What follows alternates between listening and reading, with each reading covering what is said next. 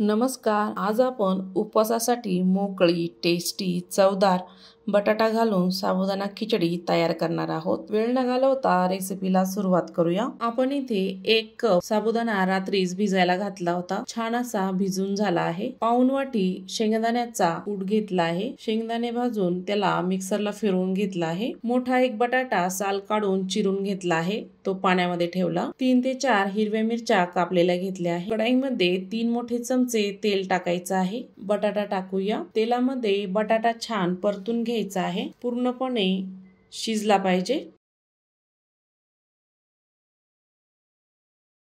बटाट्यामध्ये थोडंसं मीठ टाकायचं म्हणजे लवकर नरम पडेल.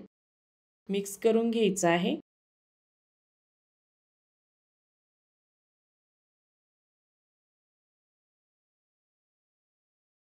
बटाटा छान शिजला आहे.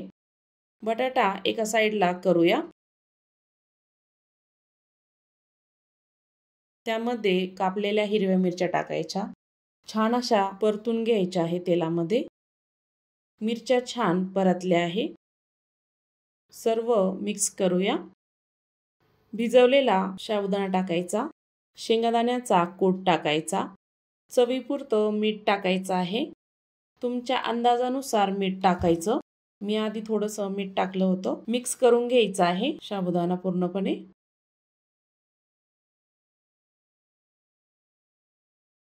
एक चमचा लाल मिरची पावडर टाकूया. तुमच्या तिखटानुसार मिरची कमी जास्त करू शकता.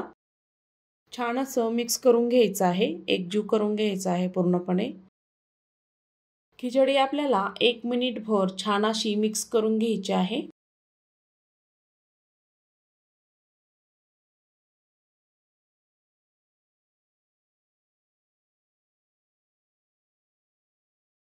त्यानंतर झाकण ठेवायचं आहे 2 ते 3 मिनिटासाठी. 2 ते 3 मिनिटानंतर चेक करूया. खिचडीचा कलर बघू शकता किती मस्त दिसत आहे. खिचडी आपली छान अशी टेस्टी तयार झाली आहे.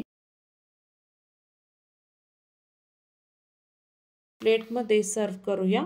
उपवासासाठी खिचडी अवश्य तयार करून बघा.